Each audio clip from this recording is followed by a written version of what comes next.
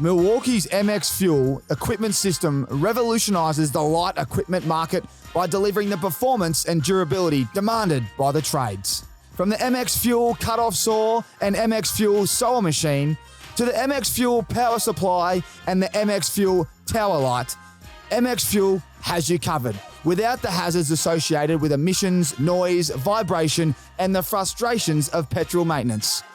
MX Fuel, equipment system, equipment redefined. This episode is also brought to you by our friends at RIXX. RIXX is an Australian lifestyle brand founded with a mission to transform the eyewear industry by creating carefully crafted eyewear that inspires confidence. Everybody should be able to enjoy a touch of luxury and the confidence it brings. See the world differently today. Head online now at rixeyewear.com.au and check it out. Righto, let's get into the show. Oh, welcome back, everybody. I was American Aces in Sydney. This is my first ever podcast in Sydney, I believe. The great man Jeffrey there behind the cameras. I can't thank him enough. But got some great guests in Sydney, and the first one is my great mate Matty de Boer. Mate, welcome to the American Aces Tommy Talks podcast, and thanks for jumping in, our mate Marcus Callett, the entrepreneur as he is. He's got the awards everywhere, the vodka soda and boys. I'm staying at ease, but we've set it up, and yeah, mate, I'm really excited to sit down and have a chat. No, it's awesome, mate. It's good to see you doing this, to be honest. Obviously, we've known each other for a while, and all I've ever seen you do, mate, is just bring joy to everyone that's sort of in your orbit. So it's great to see you, productise yourself here through Tommy Talks, through American Aces, and I think you're doing a great job. So thanks, mate. It is good that you can kind of hopefully one day monetise talking shit. But yeah, we're very. I mean, a lot of people would know that we're close mates, but we're, looking back, very lucky. Yet we had times where we probably thought we weren't lucky, getting cut, going to new clubs. But someone like I kind of followed in your footsteps a little bit with being cut at Freo a year after, then going to the Giants, and having someone like you do what you did really made me confident and allowed me to walk in and be myself. I already knew everything about the club through the boys. But today's podcast, mate, I'm just really keen to talk about a lot of things. There's obviously footy, there's business, but at the start I want to touch on family, mate. We've just welcomed Harrison to the family, and he's 12 weeks this week, is that right? 12 weeks Monday. So yeah, I'm a dad now, mate. So that's been a huge adjustment, but it's been great. And just seeing Rach just grow into the most beautiful mum as well. It's just been obviously game changing, and absolutely loving it. Do you think you could have done it when you were playing footy? Because I've asked a few like this, and I know you obviously a weapon. We all know this, but it looks challenging. And when you've got a partner, you guys are from Perth. Be very tough, wouldn't it? I remember when we used to travel, particularly from sort of Perth to Melbourne, and the people that had kids used to look forward to that. Used to be able to sleep in their own hotel room and get their 9 hours sleep. So it would be super challenging. You have to use the spare bedroom the night before games and those sort of things, because it's the new normal, right? Like typically you're used to getting sort of 8-9 hours sleep, or the high performance manager coming and tapping you on the shoulder if you're registering anything data less than that. But now you're up sort of 3 or 4 times a night, which is just part of it. And yeah, I'm fortunate. Rach is pretty special and no complaints, and just sort of gets on with it. And I just try and play my role, mate. Yeah. What does playing your role look like? I actually love nappies. Nappies are fine. It's like I treat like the F1 pit stop. Get him in there, get it happening, out he goes. So that's been great. Like bath time's awesome. That's sort of more my role. You can sort of make eye contact, and you can see him sort of figuring it all out. Try and take him for a walk in the morning, and Rach, you might get an extra hour's sleep. So yeah, just trying to chip in here and there, but then like cleaning and bits and pieces, just try and pick up the slack where possible. There you go. The pit stop analogy is a cracker. I like that. I'm not ready for nappies, but I like that. That's in and out. And I'd imagine you'd probably be timing them, wouldn't you? 100%, mate. Pretty efficient. Oh, that's great. Now, mate, serious question here. What kind of values do you want Harrison? You're going to instill in Harrison as a young male when he can talk and all that and listen to you. I know at the moment it's frustrating you because you can't have that dialogue yet. But this is pretty cool. Knowing what has been instilled in you. What kind of values are you going to throw his way when he is a young fella? Yeah, it's a good question. You start to think about it now, and you wonder like if my parents did anything intentionally or just sort of through obviously who they were, and it just sort of came from as a result of that. So in thinking a little bit about it, I guess first I want him to love his mum, as he should, and all the sort of hard work that we're going through at the moment, but like loving it and wouldn't change it for the world. But in thinking about it, like, and this might sound strange, but you never want him to suffer, but I want him to struggle. Like, I want him to, like, whether it's homework, whether it's sport or whatever, I want him just to learn that life's like, it's a struggle, but like the term struggle has like negative connotations, whereas I think that's where the beauty can come from.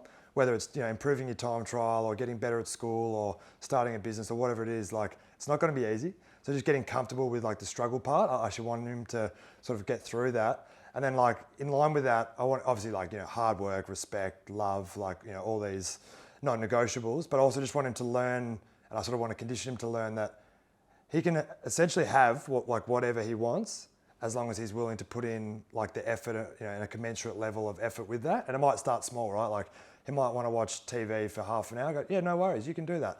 First, you got to put away your toys and give your mum a kiss on the cheek or whatever it is. Yeah. And then it might be, Dad, I want an iPhone, and it's like, no worries, you can have one. Like, make sure you get a part-time job and go and do the paper round or whatever it might be, and get good marks at school. No worries, absolutely you can have that. Dad, I want a car. Sure, like, absolutely you can have that. You might have to go and ace all A's and Dad will help contribute, but you need to get a part-time job. Whatever it might be. I just want him to condition to, though, it's good. I can get whatever I want, but I'm gonna have to put in X. So then I'd love for him to come to me and, Dad, I'm thinking I want this. What have I got to do? Great, let's do it. I want to win the best and fairest. Sure, mate.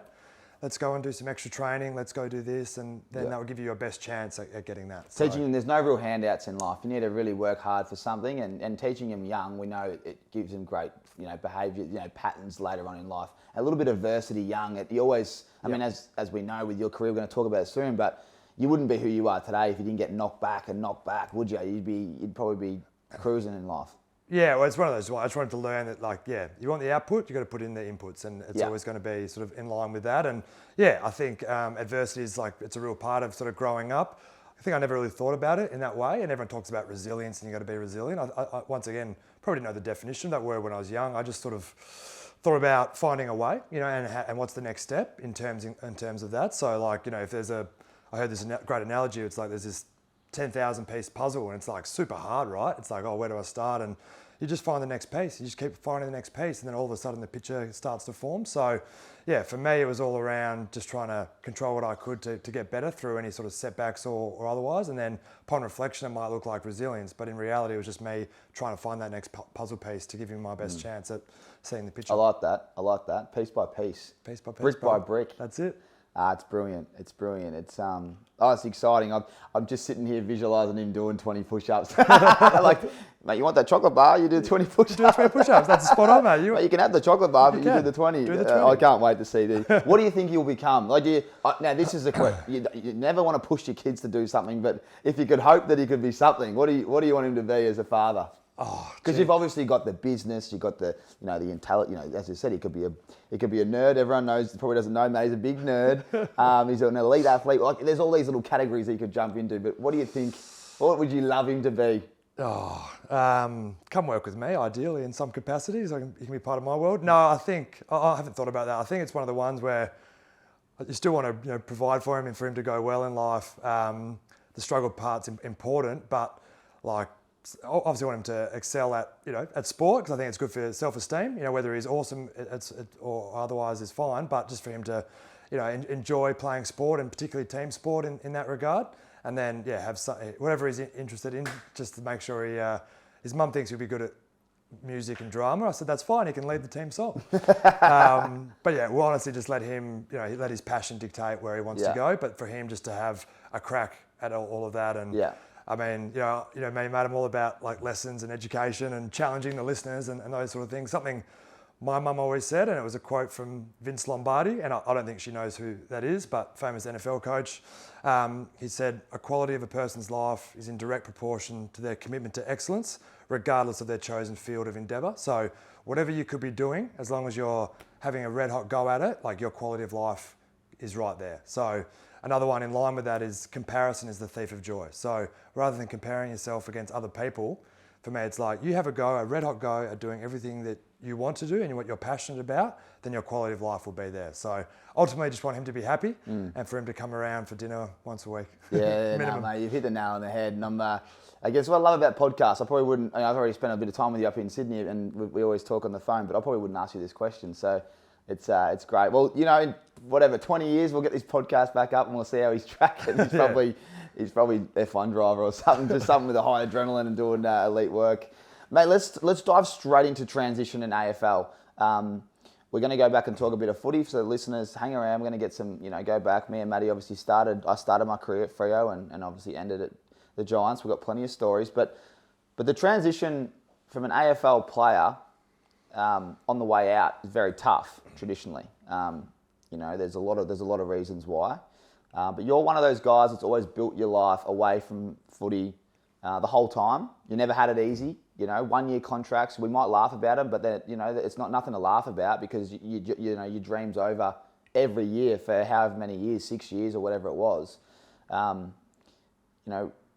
How's the transition been? Are you set up well because of all those 1 year contracts and you thought it might be ending, or obviously you just knew that it was going to come to an end and you wanted to just transition straight into it, or has AV, which we're going to talk about, just popped up at the right time and it's like perfect timing for you now at 33 and got a kid now? It's just like it was a seamless transition. Yeah, I would say it's seamless, but I think I've transitioned a couple of times, right? With obviously being delisted by Fremantle firstly. Started to get the CV in order and what life looked like there, and we might go back to that. But yeah, in more recent times, 14 years of playing AFL football and retirement, that was sort of the time for me. I guess in the background, I'd been chipping away at building Athletic Ventures, which we can touch on. But quite simply, you go from every day getting up, as you know, from an AFL career, when the alarm goes off, or you wake up like, I need to be on today. Whether it's like in the gym, on the track, in the classroom, like whatever it might be, I need to be red hot and I need to be on as a leader, as a player, as a performer to make sure that we get the best out of ourselves. So I don't feel like I've lost that, maybe a little bit, and like the harsh accountability, of the daily spotlight and the weekly spotlight. But I think I've tried to take that mindset into my next pursuit, and first and foremost, just want to be a great dad and a great husband and really enjoying that. So yeah, Rach and I went for a holiday for a month late last year, which was great.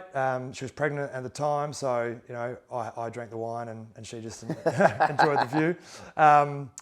And then from there, it's just been really about growing Athletic Ventures. So I mean, just to jump into it, it's quite simply we're a syndicate or a community of past and present elite athletes that invest in champion founders, building future's most iconic companies. We've invested in companies like Guzmani Gomez, Who Gives a Crap, Eucalyptus, and we might jump into a few more, Henry recently. And over time, we've sort of really grown that. I'm really passionate about that, and getting a seat at the table in this VC, private equity space, which has typically been hard to access. So really passionate about that. And then within that has been organising some educational content for our athlete community as well. And once again, I'm all about that for myself.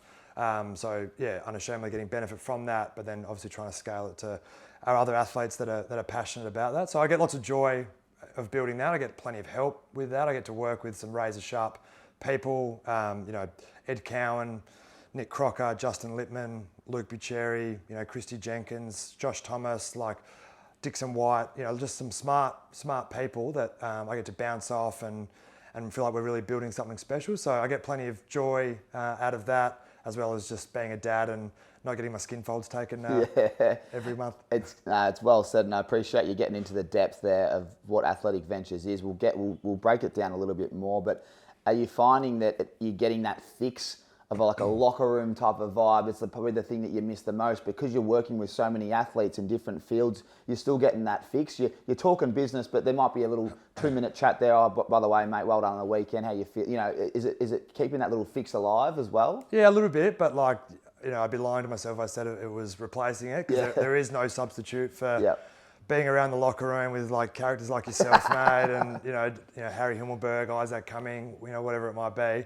I'll miss that, and then I'll never be able to sort of go back to that, which is sad, but then just get excited by sort of what's to come. But there's no better feeling than after a good win. The boys beat the Swans by a point. Just the celebrations after that, and everyone's played their role, and you're exhausted and victorious, as we sort of put it. There's no better feeling than that. But yeah, just trying to sort of replicate that in some small way, and I've got good relationships with boys, both at Fremantle, naturally, and the Giants, and now around the AFL as a result of what we're building. What's the closest feeling to that in the business world, do you think?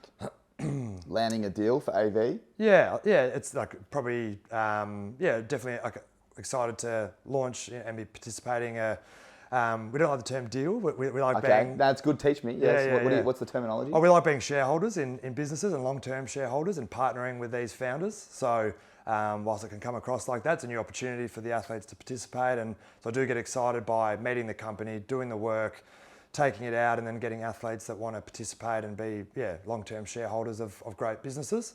There's that. Recently this year we had an acquisition of one of our earlier investments, which was pretty exciting, so you return a bit of capital to the athletes, and we also got some equity in the acquiring company, so we go on the journey with that. So that's a little bit of a...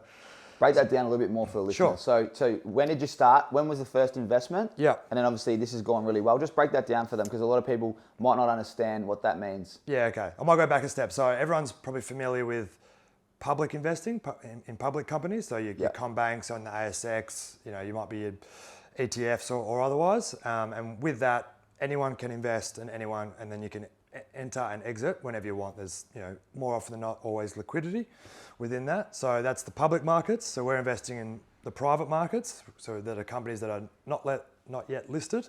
So they're often, exclusive and hard to get into, and you need the founders and sometimes the other investors to allow you to come in. So this particular company, we invested in 2020. So we've been on the journey with them, for a few years, which is actually a short period of time in the private market space. But because they were going so well, a US acquirer came along and said, we would like to acquire your business at an uplift based off the growth that the business has been able to achieve. So as a result of that, the earlier investors were able to get some cash back as well as some equity in that acquirer company. So now we go on the journey with them because we had belief in where they were going to take the ultimate business as well. So that's got to be a little bit of a locker room moment, isn't it? A few high fives, not getting ahead of yourself. That's what you want, right? Ultimately.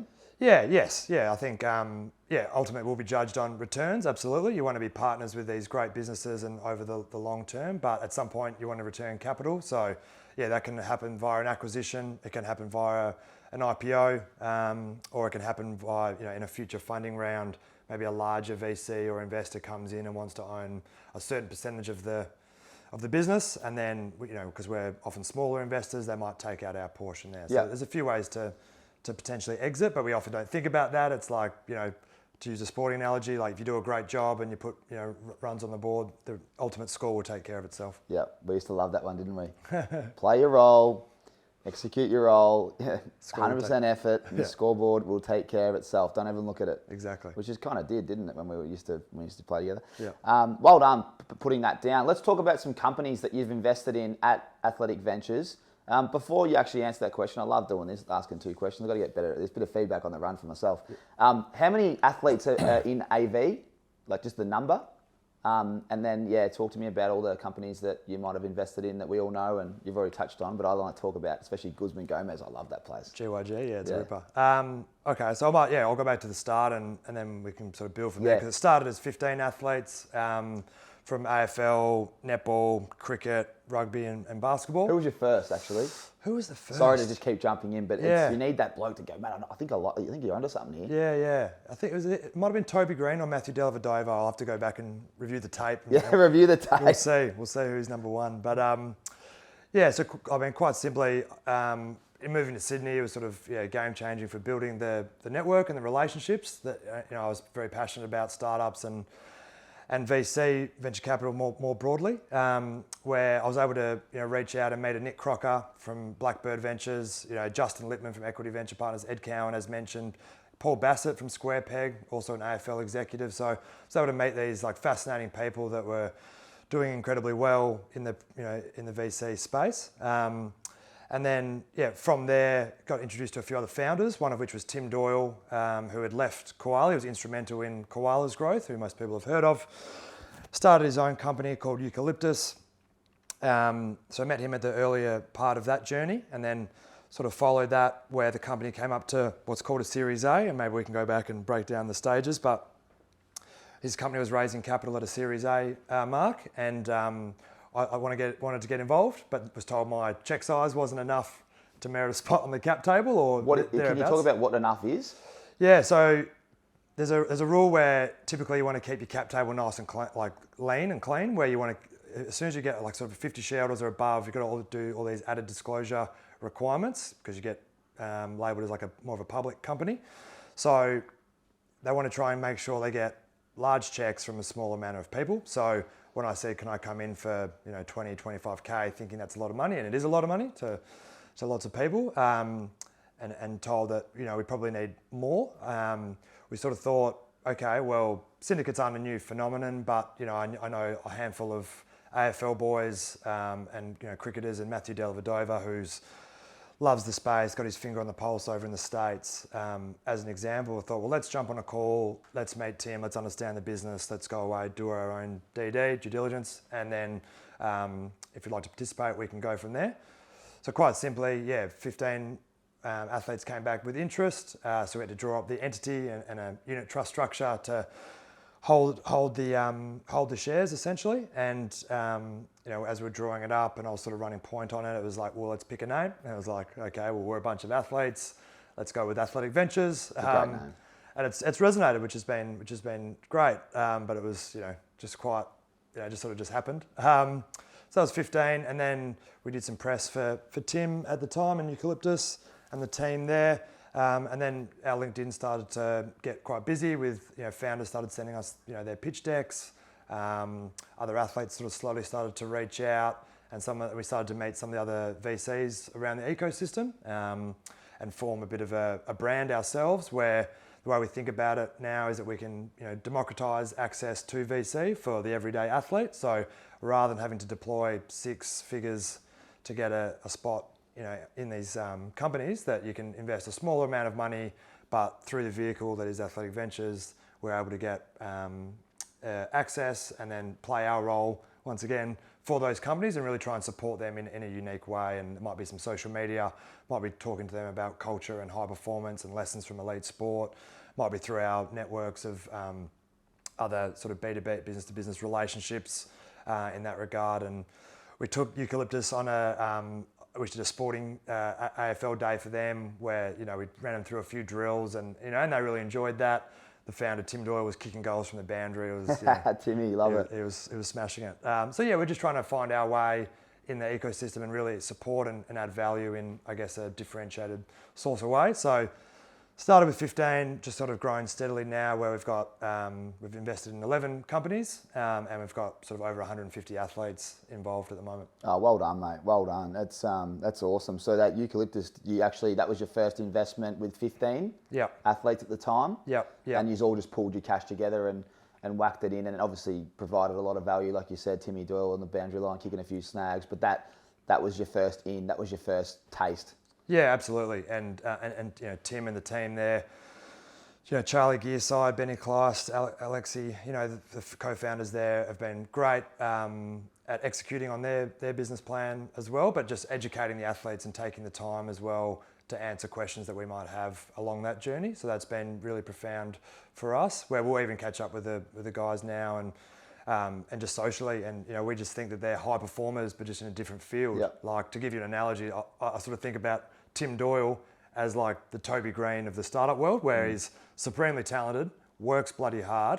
He's not afraid to ruffle a few feathers for his team, but executes, and executes under pressure as well. So to give you I love that. likening to that, and it's like, if you could invest in Toby Green, like, how cool would that be? And obviously we're investing in a business and a team and those sort of things, but the founders and the team that Tim's building is crucial and everything, and really drives the business from there. So to liken it, maybe people will sort of understand the caliber of people that we're dealing with. No, you're on fire with these analogies. I'm loving that, and it's good to see the synergies between elite sport and elite business, and the fact that you can talk to both. It's pretty cool. Yeah, and I think that's the game, right? So startups are hard. Like, let's not beat around the bush. It's not all up and to the right. Like, it's not all cruisy. Neither's an AFL career. Neither's a sporting career for an individual athlete, but also a team. So the way that I liken it is like, it's hard. Are you up for that challenge? Is the goal and the premiership and the equivalent worth it? Then, like, absolutely. And then it's okay. Well, we need to build an elite team. We need to have great culture. We need to have great systems, process. We need to have great leaders. And I could be talking about startup life. I could be talking about an elite athlete's career or a sporting team there. So the parallels are uncanny, and that's why I think that we can play a role in that journey as well. Yeah, well done. I got a questions from everyone. Obviously, I put up the thing, and I can't thank everyone enough. Every week we do this when we can, when we got a guest with a few, maybe it's only 24 hours. But Dally did reach out, which we love. I'm a big fan of Dally, and I don't know him off the court, as you'd say, like you do. But he asked a question, and I might as well ask it now while we're on it. Where do you see AV in 10 years? Like, have you thought that far ahead? Yeah, goal setting is important, and everyone should do it. I often think about what's possible, and what's possible for us is lots of things, right? But I guess ultimately we're about partnering with great founders and really supporting them. And also I'm quite passionate about like education, and it might be micro education, but we organise masterclasses for the athletes as well as some other ad hoc content, and great people like Ted Richards will share a podcast, and then Lockie Keefe responds to that, and so it's the community element there is important. So 10 years time, who knows, but I'd like to think that we're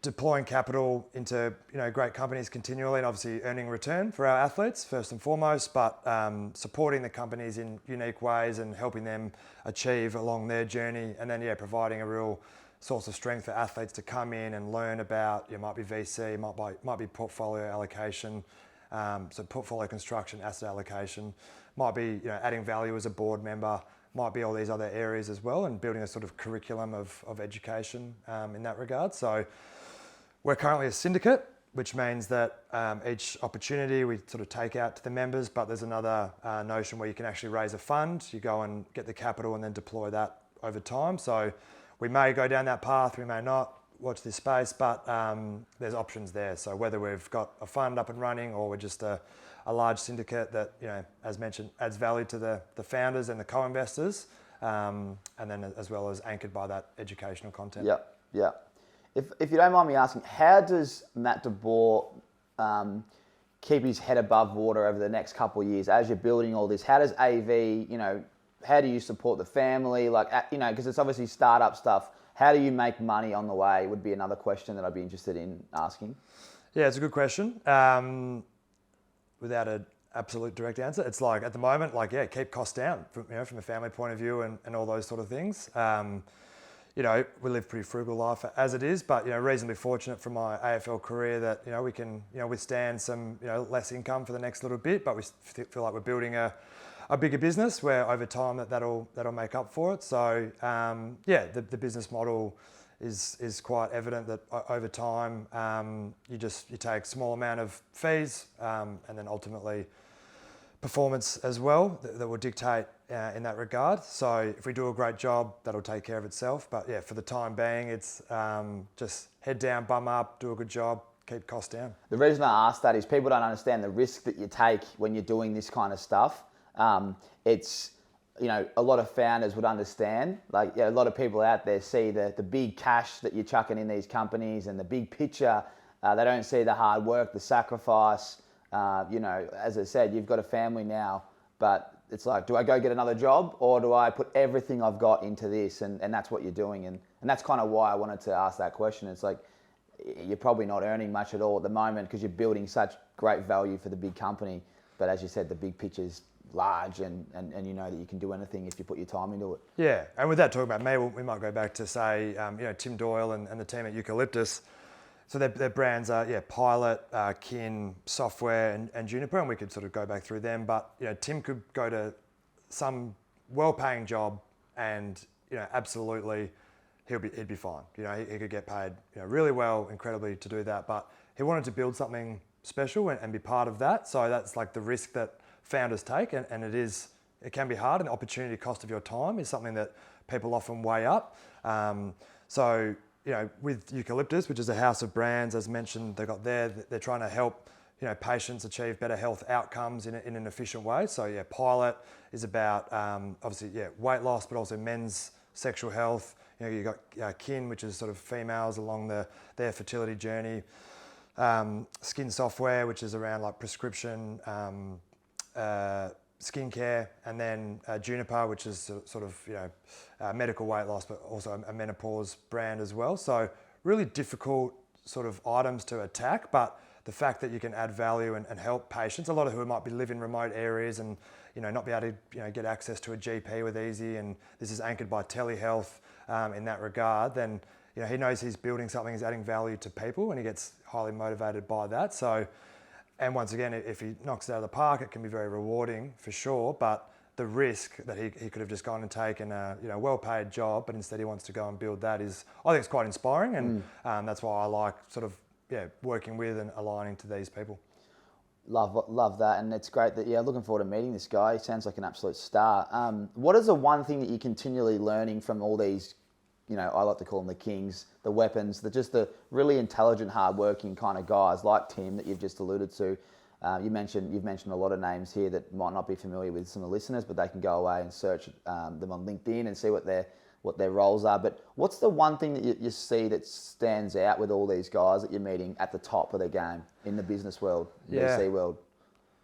I think, once again, not too dissimilar to sport, it's like just how adaptable they are. And obviously they're highly intelligent, but they work hard.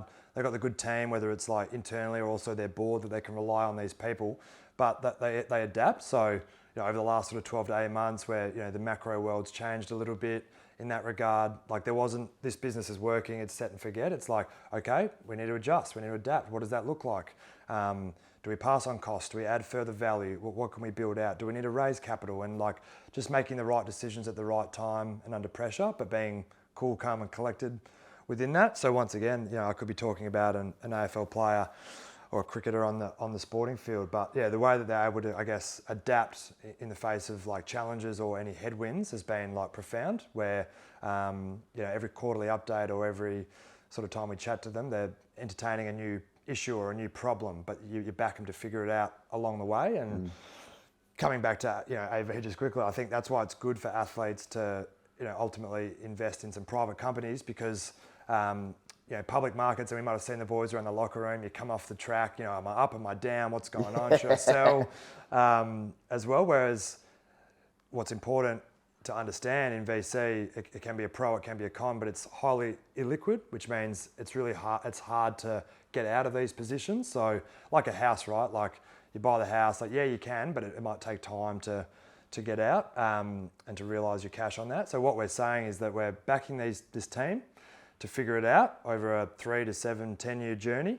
And if you're up for that, then there might be some headwinds, there might be some things along the way, but over time we're backing them to achieve a really good result and outcome. So I think that's the important thing, is there's setbacks, there's issues, but they're undeterred and they just figure out a way to progress. And I think you'd be the same, but with the best athletes that I've seen, they've got this unshakable sense of belief in self, almost in a religious way, where if they make a mistake or if something has a setback, they'll learn from it and they crave that feedback, but they're not they don't start to doubt themselves, and they'll just keep going about it and it won't sort of harp on the mistakes or, get down on themselves. Whereas without putting words in your mouth, but I know I've been there as an athlete where you have these moments of doubt where you do entertain that. So does that detract away from me, coming back to sport quickly, from getting up at 6 a.m. and going to an extra session? Maybe, because it's I'm thinking it's not worth it. So always being mindful of that sense of identity and that sense of belief in yourself, I think is crucial.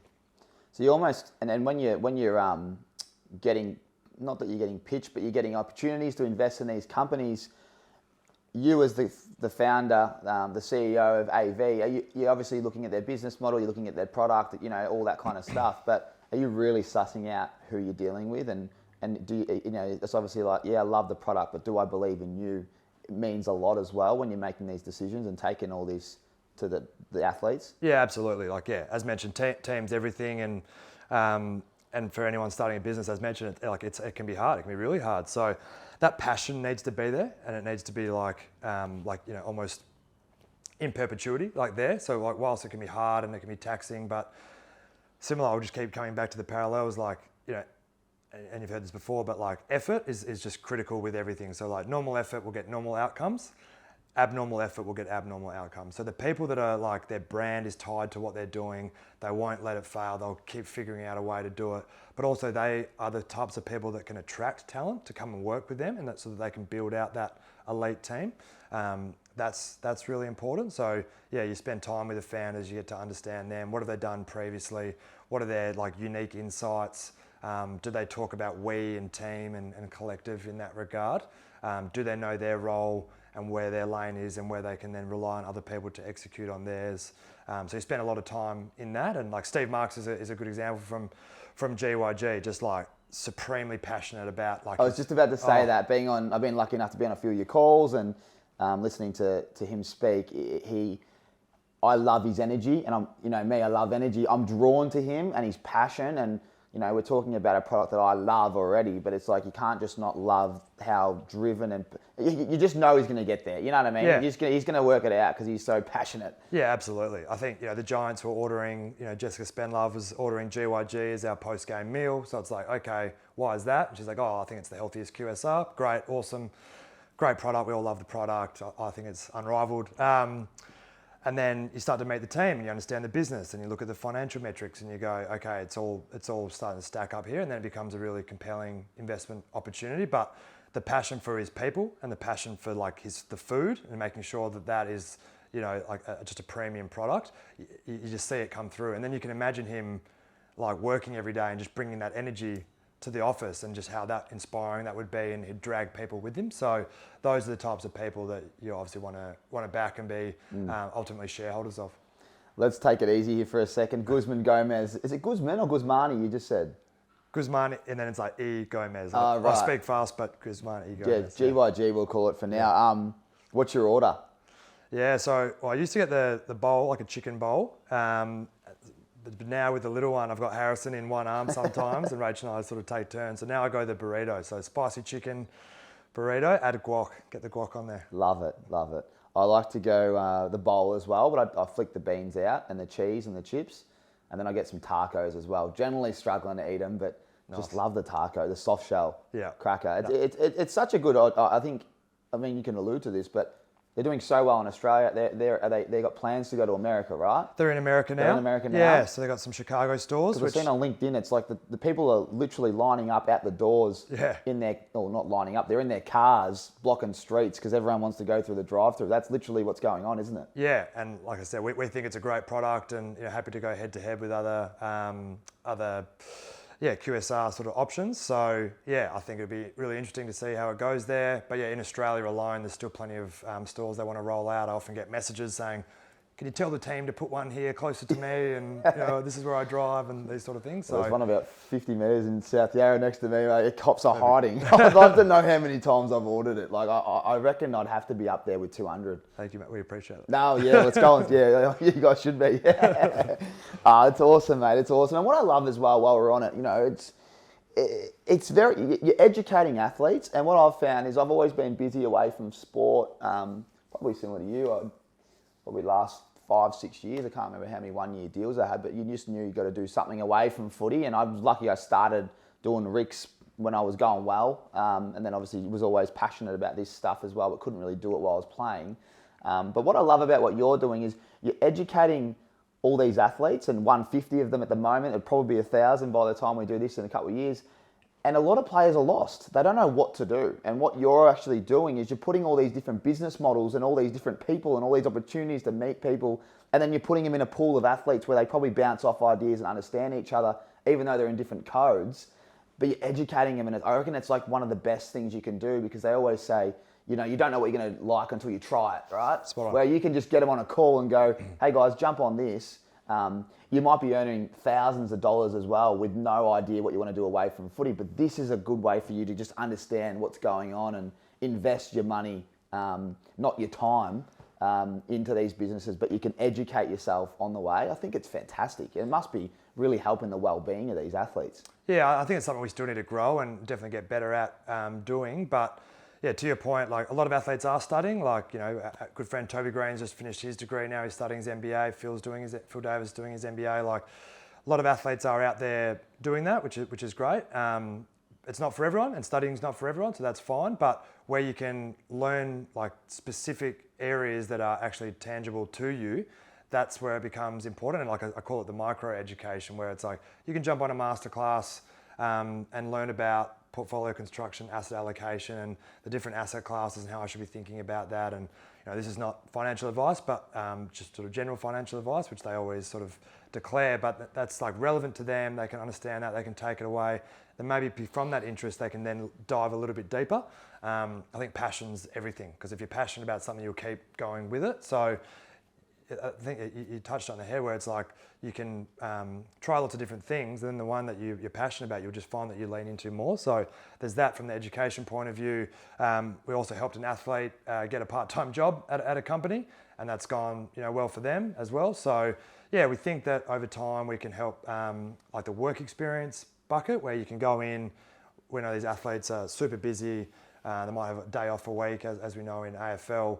But to go in, shadow some people, actually understand what happens in their world. And as I mentioned, there's lots of parallels between being an athlete and a startup. I'd love to see athletes ultimately transition into working into more of these startups as well over time. So yeah, I get quite passionate about that, and yeah, adding value to our community. Yeah, well said. Well said. It's awesome to see. I think the last question I want to touch on with AV is for everyone listening and watching this. They're probably thinking, how do I get involved, right? They clearly can't get involved in athletic ventures as a VC company, but how do they get involved? Do you know what I mean? Like, as you said, it's so tough, but someone's going to be sitting there going, hey, Matty, I've got $1 million for an example. I'm just making this figure up. I want to be in this. I want to invest in Guzman Gomez. I want to invest in Eucalyptus, Pilot, all these companies. How do they get involved? Well, where do you start? Yeah, and once again, it's really hard, but there are like angel syndicates out there that you can go and join. So if you are passionate about the space, I'd encourage you to sort of Google them and go do your own research there. We're obviously athletes only, but the ability to participate in either crowdsource funding is a real option, and there's platforms that allow you to do that. So to check out the crowdsource funding, as well as some other angel syndicates that you might be able to join if you're eligible. So yeah, there is ways. There are options. There are options. Yeah. That's good to know. It's good to know. And is there anything exciting at AV? When I say exciting, there's a lot of things that are exciting, but anything recent news that we can talk about, or is it all just going steady and strong? And yeah, so we obviously provide quarterly updates, to our investors. Some of the companies are going really well. So Henry, we invested in, was our most recent investment. So they're going really well. Quite simply, they're a accounting and tax software tool for sole traders, independent earners, contractors, where if you're a client with them, then they calculate, deduct and pay like the amount of tax that you need to pay automatically. So you don't need to fumble around thinking about it in that regard. And so automatically pay your taxes and allow you to focus on the areas that you want to do. And New Zealand-based company that's starting to grow and scale through Australia, and they're doing really cool smart, things. Really smart. Anyone out there, download. It's an Henry. app, Henry. How's it spelled as well? HNRY. That's right. No E. So yeah, great business. Really adding value to customers. And like the sporting example is like athletes might go and do an extra coaching clinic or like speaking engagement or otherwise, and it's like, oh, you got to organise an invoice now. It's like, how do I do that? And GST or no GST, and like they help do all that for you. And then when you get paid, they'll make sure they keep the amount of tax aside so that you don't have any surprises come tax time. So yeah, just to give a tangible. It's genius. Someone like myself, who's I like to think I'm very creative. I've put all my energy into other stuff. You are. The whole accounting side of I mean, I love my numbers, but when it comes to tax time, I've got no idea, and I've downloaded the app, and I'm just amazed at how simple it is and how easy it is. Yeah. To for like someone like me, it's always on the go and forget about me personal admin. Yeah, exactly. Because it cleans up your life like that. That's the one. And once again, like you want to play your role, your better time is spent there. So where you can engage other tools to help automate that area of your life, allows you to focus on ACEs, allows you to focus on delivering value for your community, where the better return on your time is there. Nah, well said. So, how many? Sorry, I'll move on. I want to talk about you in AV, and then we'll move to footy. Right? Everyone listening, I know you're going to be like asking him about the tagging. I'm going to get there, so relax. But let's talk about you quickly. How much time are you spending? When you're on, we talk about AV as an actual company and 150 athletes, but where does most of your time go throughout the week? I'd imagine there's lunatics like myself going, Matty, asking you probably dumb questions, which takes up time, but that is your role. You got a WhatsApp, I believe, with everyone in there. It's a great little community, and everyone would branch off and ask a lot of questions. But where does all your time go? Because you're the one that's actually doing all the emails. You're the one that's organising everything. You know, I want to understand what your week looks like. Yeah, and I do get plenty of help to be clear. So we've got He's a humble man. Some great people involved. As mentioned, like Justin Littman, Ed Cowan, Nick Crocker. What are they helping you with, just so we can break it down? So they're sort of the key advisors and an advisory board there, and to sort of help navigate obviously AV as a business and what we should be thinking about doing, but also helping analyse the companies that we might be ultimately looking at.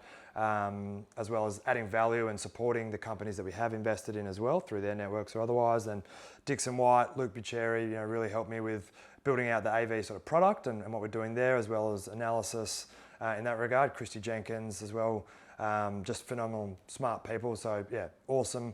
But yeah, most of the week is spent meeting new prospective companies and meeting founders and analysing pitch decks and going through businesses, testing products, customer calls, these types of areas, as well as thinking about ways that we can add value to our existing portfolio, whether it's through organising some social media activations or trying to introduce them to some key people that we know that might be ultimately clients or otherwise. So those are the main ones.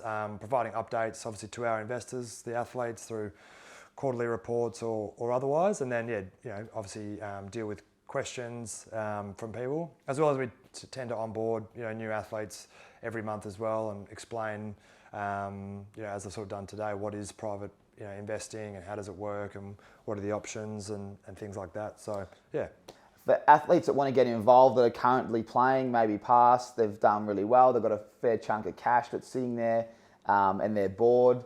They simply just slide into your DMs. They LinkedIn, Instagram, you're probably on everything just so you can get it done. But that's how they onboard. They just meet with you and then you go through them like this. Yeah, so typically you have to be invited by an existing member and sort of growing like that. So a bit like a dating app on Raya. They might have to come. Sorry, mate. I just talking about it last night. So they might have to come by you, mate, or otherwise. But yeah, no, we have had people reach out directly, and we just we can onboard them. If they're interested, once again, to learn, and then be ultimately long-term business holders and shareholders of companies. No, it's brilliant. Well done, mate. It's super, and it's great to see that it's gone through. Not seamless, but you've found your feet, and that's something that takes it takes athletes a long time once they finish, especially when you're playing every week. I think that's really important. Like, I feel like I've found my people in regards to VC and ambitious people and founders in that regard. So I feel like I found my people a while back, in a sporting context where I used to despise people that didn't give 100% at something, or we'd be playing table tennis and they didn't care if they lost. And what do you mean you don't care? I'd be ropeable if I lost, whatever it was. So I think I found my people in regards to competitive people and whatever that would look like. So I really love sport in that regard, and then love people that are ambitious and want to build something and be disruptive and do that. So that's been helpful for me in my transition, and I know it's a real source of anxiety for a lot of people, but where you can find people that you're passionate about working with, whatever domain that might be, that's really helped me. So I guess that'd only be the bit of advice I'd give to people, is just find your tribe of people that you're passionate about a certain area with, and then you'll find your way in that regard. And one of my mentors, Ed Cowan, uses the analogy of in sport, you're climbing a mountain and you're going up the mountain, and you might get to the top, or you get close to the top or otherwise, but when you transition, there's a new mountain to climb in your new life, and you don't just get to hang glide or across to the top of the next mountain. You got to go back down to the bottom. It's right? Well said. You got to go back down to the bottom, which we've all part of doing. But I think what's important is you learn a lot of skills. Climbing this first mountain, and Alex Silvani on the summit. I don't know if anyone's watched that, but he got robbed. He got robbed, but the man smashed it, right? Just because he was team first, he was loyal, he did all the right things. So he's come through like a shining light, I reckon. And there's obviously gameplay amongst it, but he's taken the literal sense of his teamwork and lessons in leadership across to that mountain. But we don't talk about transition to climbing, say, the business mountain or otherwise, or whatever area that you might be passionate about. It's what skills have you learned in this first one? So definitely use them around leadership and grit and hustle and growth mindset and these areas. But I will also talk about the climbing party that you've gone through there with, whether it's teammates, ex-teammates that will be your friends and support networks there, but also mentors, and that's what I've sort of been able to form really great relationships with key people that are now helping me get up this next mountain. So still at the bottom, but feeling supported and confident in that journey as a result of like the skills. And I still need to learn plenty, but the people around you are really key. So yeah, just wanted to touch on that. Well done. I'm glad you did touch on that. These analogies are great. For someone like me, I'm a simple man, and these mountains, I'm just picturing two mountains and I'm at the bottom of one. I don't even think I got to the middle of the other one either. But it's great. Like I think everyone, whether you're driving right now or you're watching it on YouTube or you're listening, I think they're probably sitting there going, like some people don't have two mountains, right? They might only have one, but they might have two if they jump career. And like you said, you learn a lot of lessons walking down the first one and then walking back up the second one. But yeah, surrounding yourself with the right people is key. And I like the way that you said, follow your passion. Like I feel like doing this now for me, it's about American sport, it's around Australian sport, it's around athletes, it's about telling people's story, getting the real story out there, helping their businesses if they are, into business or whatever. I'm really passionate about it. So it just makes it easier. Yeah. Whereas, as you know, there's probably things where you might have tried or you've done and you're like, oh, I don't know if I can keep doing this. It doesn't really get me out of bed. The end goal might look juicy. It might make me successful, but is that right? And, I listen to a lot of big businessmen, whether it's, whether it's podcasts or little clips or you speak to the right people. And it's funny. They say if you do follow your passion, you'd be surprised where it does take you. So it's good to hear it from you as well. Yeah, I think you ultimately need to see a pathway to it being able to pay the bills, obviously, like in that regard. But when you start a business or get passionate about something, there's always a spike, right? You get like excited by that. And then there's a great book called The Messy Middle. It's like, righto, now we're in the messy middle. This is the tougher part. Like, how am I going to get through this? But if that passion's there, you'll find a way. So I think it's important that you understand that like the mechanics or the ability to pay yourself and earn from that is important in any pursuit. But anchored by passion will help you get through that messy middle. I like that, the messy middle. I don't read many books. It's a good book. Good book? Yeah. Audio book, mate. Audio book. I know you're a big runner still, and you're did me hammy the other day. I've still got it though. Jeez, I can move. I think that's me.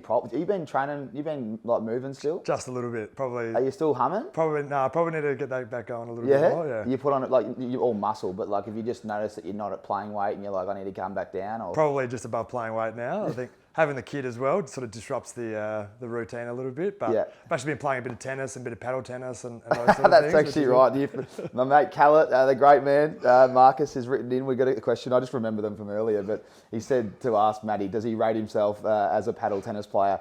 How do you go? Oh, I'm better than him. But I do not rate myself in the bigger scheme of things. But it's just a good, fun game, right, that you can tick that competitive bucket and get out there with the boys and have a little hit around. It's getting bigger, isn't it, paddle tennis? Yeah, it's huge in Europe and America and starting to come to Australia. So yeah, I'm sure people will start to get in their Instagram algorithm. Well, I obviously got WhatsApp with you and Clarkey and a few of the boys. Paddle tennis versus pickle, and you're like, paddle's the future. What's the difference? So they're very different and they appeal to different people. So yeah, pickleball is like super accessible, like small court, obviously a net. Doubles is the way to do it. Really fun game. I've done that as well and played with some cool people in Sydney that are really growing that, which is exciting. And then paddle tennis, it's sort of like squash meets tennis where you're in a glass box. Closest thing I'll get to an octagon, mate. I don't know. I reckon you can do a little celebrity fight in UFC. Oh, no thanks. And like you can play the ball off the back and it's quite engaging as well. So both appeal to different sort of people, but I've probably been playing a bit more paddle tennis at this point in time. Yeah, love it. Matty, let's jump into some footy. I've never really asked you this from a younger age. I'm pretty sure Jared McNeil, pretty much my second dad. Yep. I used to live with him at the host family when I moved to Perth. He was your coach at State 18s, is that correct? Yep. And you're a really, really, when I say, I know you already are a superstar in the way the best teammate I've played with, one of. But you were like one of the best inside mids, wasn't it? So there wasn't much adversity at under 18s yet, was there? It was all pretty smooth sailing, would you say? Yeah, I guess if I go back a couple of years, I played state footy in 15s, 16s and 2 years of 18s. But after the 16s carnival, everyone got selected for this AIS squad. I don't know if you or you. No, I'm the same as you. People, and I didn't get picked, and I was like, oh damn, I thought it was going okay, and that was a real moment of like, yeah, maybe not, maybe I'm not that good, type of thing. Okay. But just obviously stuck at it from there. So yeah, Jared McNeil in state 18s as a bottom major, we won the carnival, which was great. Like, Oh, you won it as well? Yeah, your Reece Palmers, your Chris Mastons were Same, bro. So that was awesome. Like, they dominated, Nick Natanui in the ruck, etc. And then the following year, I played state 18s again, but it was more of a midfielder. First year I was as a half forward, but then midfielder, and I was all Australian, which was pretty cool in that regard. But had Natanui and Dan Rich and some great players around me. Nick Nat putting on a platter. Dan got tagged as well, poor guy, because he's such an elite kick. Opens up the it was played a reasonable carnival in that regard. Probably thought I was going to get drafted, and then all of a sudden draft day comes and I didn't. So it wasn't like all. Don't skip over this. Did you think you're going to get drafted and go early? Not go early, but in speaking to my player manager at the time, and he's got his finger on the pulse. He sort of like, looks likely. There's no guarantees ever, but I did the thing right where you're watching the draft with your family and your mates and all that sort of stuff, and it's like just sitting there. And I think I don't remember it because I've probably blocked it out, but highly disappointing and almost embarrassing moment and those sort of things. But fortunately, the rookie draft was a week later, so I was like, keep your shit together, Matt, and just look forward to that. And then luckily, Fremantle called my name out, and I was able to stay home as a WA boy, and that has benefits in that regard, and got to stay close to family and my good high school mates, the boys, the big Aces fans as well, particularly Heath Prentice. Big shout out to all of them. Read all their names out. The boy, you got some great mates. Ross Martin, Tim Garvey, Scott Martin, Peter Saraceni, and then and if Roscoe, you're listening, the best speech of all time at Maddie's wedding. I still can't believe how good that was for a bloke that doesn't talk much. But back to being a rookie and living in WA, which was such an advantage. But so had the rookie draft got picked up, which was great, and then I think what I found was that whilst I might have felt a little bit differently, like because back then you had to be elevated before you could play and all those sort of things, I just thought like, I'm just going to come in and compete and give my best chance, and that's sort of what I'd always done. So I used to love playing on like Stephen Hill, who was a great player, but like our first draft pick and those sort of things, and I actually tore my hammy trying to sprint against him. But I felt like we were treated equal, and everyone was given the same opportunity. So whilst there might have been this like hierarchy of rookie listed versus not, I just felt like it was an even playing field, and I had every opportunity to succeed. It's so well said. Being a first round pick and coming in, you might think, I've gone first. So it's not. It's 45 on a list. You walk in, you want to play round one, put in the work. Correct. Yeah, and I felt like I got given that opportunity, and Mark Harvey, forever grateful for the opportunity that he sort of gave me, but I wasn't afraid to go and speak to him. And how speaking to coaches can be quite daunting at times. Oh, not daunting. They're just something. They're not listening. They've got that much going through their head, mate. You look at. I think I asked Leon how his day, what he doing Sunday, and he goes, fuck, it's Monday morning. Doesn't know what he did last night. It's just shows you job. Stressful job. No, I'm just saying, like they've got that much going on through their head. Yeah, no, they're thinking about T1 and who's available. No, exactly. So I used to go speak to halves about like what feedback, what can I get, how can I get better, all these sort of things. So just tried to go in and, whether it was in the gym or I had to work on my kicking and never mastered that, but like always had to work on there and in the gym trying to get stronger so that I could match it with the bigger bodies and those sort of things. So just tried to get through that journey as quickly as possible, and having reflected on it and something that Ross Lyon actually talked about was as a young player you come in and you're unconsciously incompetent, like you don't know that you're not good enough quite yet. Like you think you've been a good player in 18s or otherwise, and it's probably just going to happen. And then you quickly realise that you're consciously incompetent. Like that you're not good enough compared to like the Pavliches, the Mundys, the Fifes, etc. And then it's like as you get better and as you optimise your diet and your routine and your training standards and your habits, then you become consciously competent. You go, now I'm a bona fide AFL player, an elite performer. And then you go again, and now you're unconsciously competent in the sense that this is just what I do. This is my routine. I'm in flow.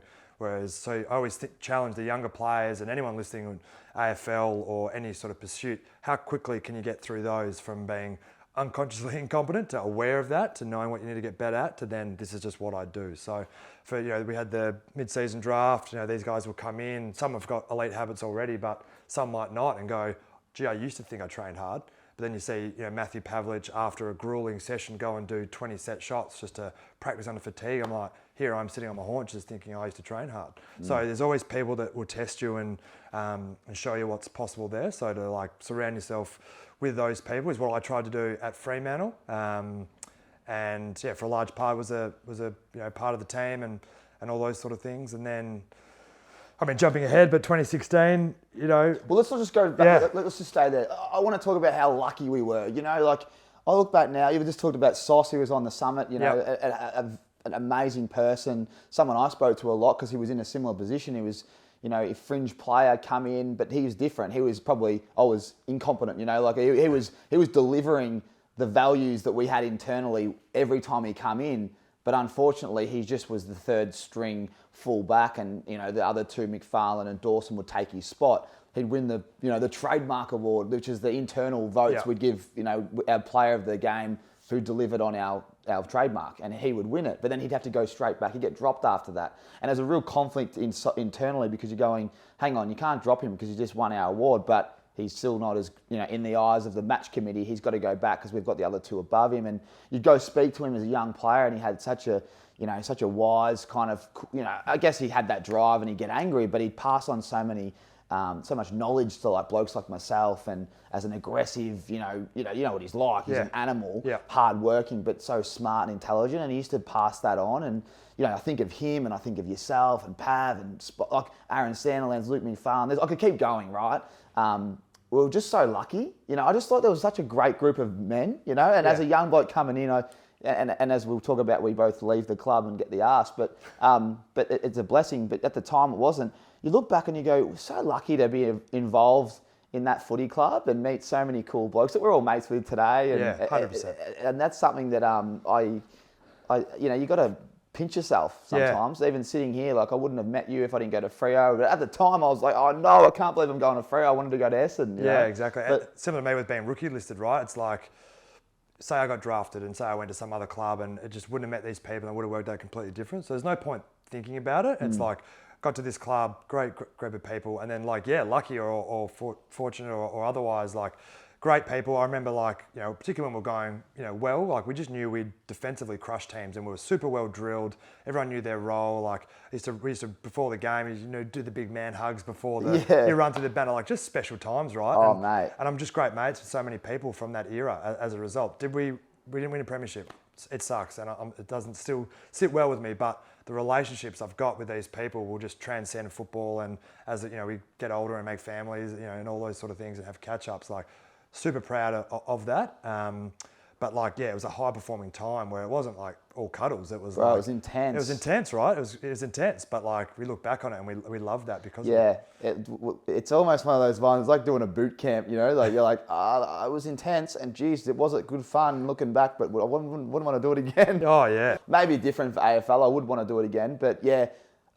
It was so intense. The anxiety that I used to have as a bloke that's pretty relaxed was through the roof after year 2 and 3, understanding that, geez, there's still a lot of work to do, to get in this side. Yeah, I think, and anxiety is interesting, right? Because it's that might have been how you feel, and then other people might have interpreted it a little bit differently because they just knew that was required, that's the preparation, but you can't help the feelings. But what happened was, Ross would often get there earlier to meetings. It might be like 5 minutes to as well. And we'd start walking in 2 minutes to or whatever. And he'd just watch. And then inevitably, whoever the last person that came in, he'd just go, righto, Tommy, can you just draw up the stoppage structure for the forward 40, whatever it might be. The forward 50 stoppage structure we just recreated yesterday. Yeah, correct. Yeah, exactly. And then I'm playing wing. So he didn't say it, but he just slowly conditioned you, don't be last. Because you'll probably get asked the question.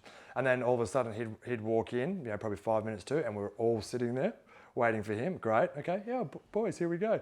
And then it'd be like, he used to have the bowl with everyone's number in it, right? I reckon it was rigged. I reckon it had just my name in it. 100%. He'd rattle it and have everyone's number, and he'd look at it and go, Tommy Sheridan. Yeah. And do you reckon he lied? Do you reckon he just read up? 100%. Yeah, hilarious. Maybe to begin with, he thought he'd do it, but then he just would ask the people who he thought he wanted to get growth from, right? And move them. So, I reckon he picked on you because he saw so much growth, and potential in you, which was great. But he'd say, Tommy, review the meeting from yesterday, and then if you gave anything that was generalist comments, he wouldn't cop that. And he'd just be like, not good enough, not sharp enough. So that's which was good, actually. I love which was good because we're lucky to have someone so firm and learnt so much from the big fella.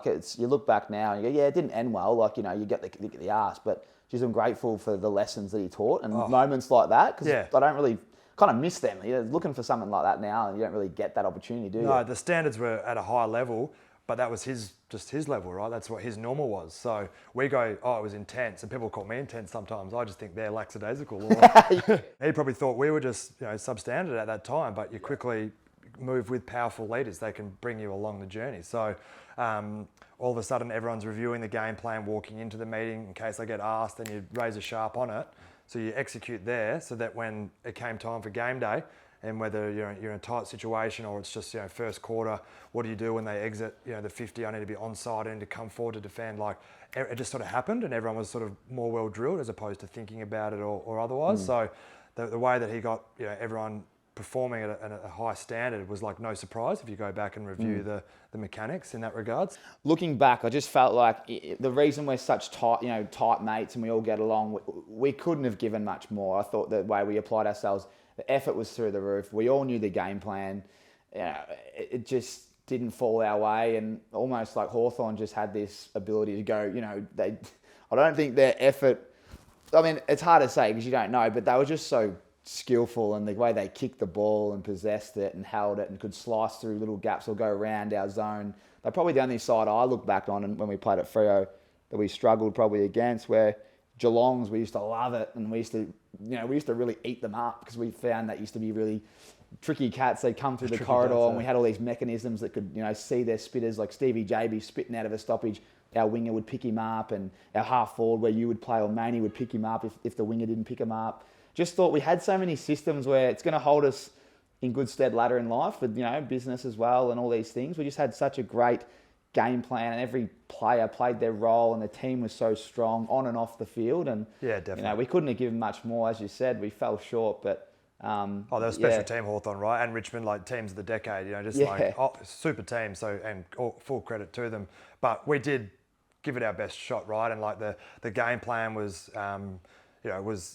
great. It was hard to continually execute on it, but and Ross would often say, like, I can't judge the game plan unless you give it 100% effort, and then if it's not working, I'll change it, boys. No, he put his hand up, which was one of the most powerful things, going, the footy program needs to get better, I need to get better, and I'll promise I will, boys. Who's coming with me? So when you see a leader do that, you're like, yeah, I'm in, let's go. So we'd tinker with the game plan a little bit, but one of the non-negotiables was always around like giving that effort piece, and like to give a feel of what that looks like. The first package we'd watch on a Monday morning was the trademark package, where you wouldn't see Pav's goals or Tommy's goals from 55 out or whatever it was in the waffle. You'd see Hayden Ballantyne's run down tackles. You'd see Tendai Mzungu running 150 metres off ball.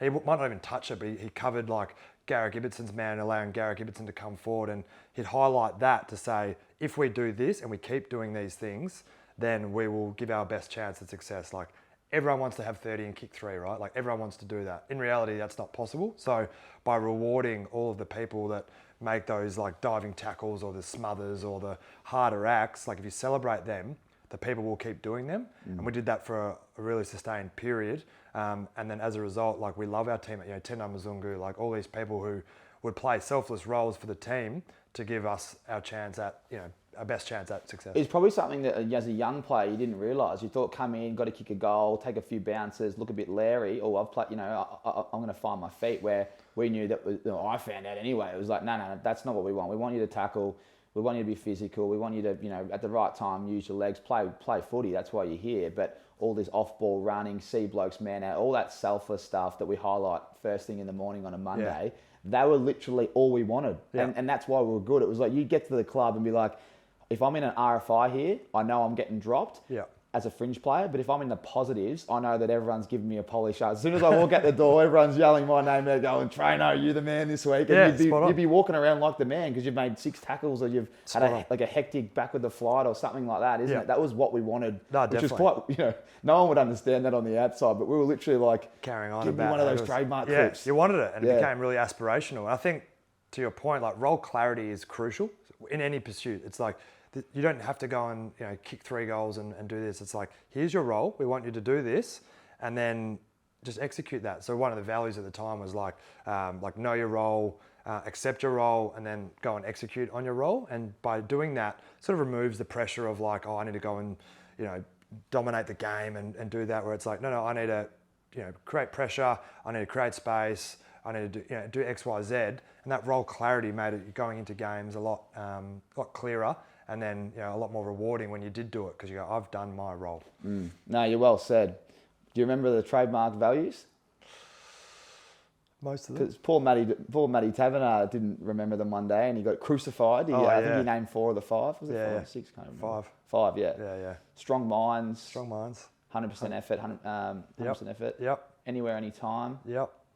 No and except an execute role. Execute role. What was the feedback part? There was like accept feedback, act on feedback, and there's almost like give, accept, and act on feedback. We're a bit loose here. We'd be sharper back in the day. Obviously, when you move to another club, you got another set of trademark values. They were great, and it was something that, like, look back now. I remember when we were putting these up, the boys were presenting them. You were in the leadership group. I was like, what the fuck are they talking about? Like, I'd never heard of this stuff before, you know? But wow, it held us in good stead, and they were good times. Do you think, before I move to like the moment that was started becoming difficult, what's your fondest memory at Fremantle? Like, is there one thing that just comes out and you go, that was special? The win in Geelong, was obviously extremely special, but I think it's just like, it's hard to, a bit corny maybe, but like the journey, right? Like, and I struggle to remember specific moments at times, but just like the feeling of like, embracing each other before the game, running through the banner and just being like hard, tough, operators, getting the job done.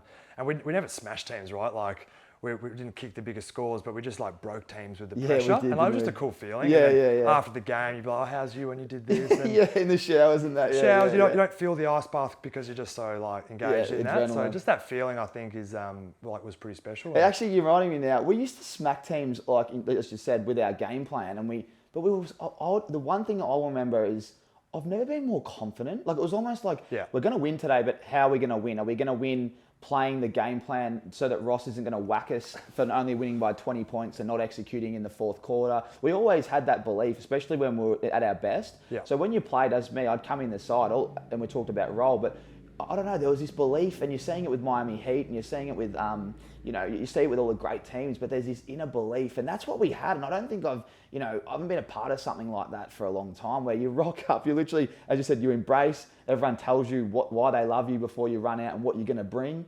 And then you go out, and because you can't really talk to each other because it's so loud, all of a sudden it's so intense. And then after the game, you've won by 30 points, and you're in the meeting room, and the coaches are going, look at this, look at that, look at the numbers, our 4 KPIs, we smashed them here, we smashed them here, we smashed them here.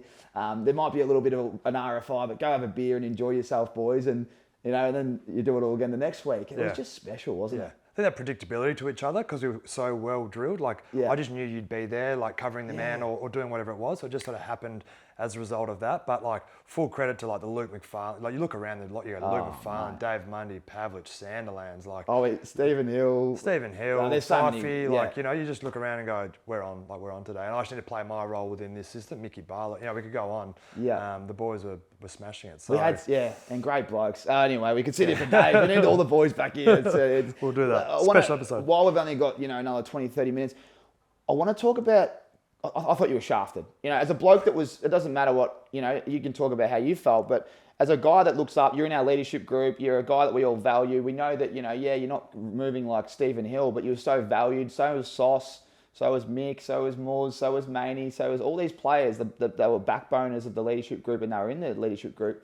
I remember Luke McFarlane retired, and then we started to struggle in 2016 after a year where we nearly, we made a prelim and we just come up short, and then we had a real struggle 2016, and they just wiped a lot of players out. But what they fucked up with was they wiped out all our leaders, all these blokes that in the locker room that they don't understand. Young blokes are going to behind the I guess the corporate governance and maybe the board to like play the kids, but it's like, hey, the kids need blokes like you. So I found that 2016 year really tough, especially when maybe I'm getting the game every week and seeing blokes like you and Mick not and a few others, and then you're at the door later on.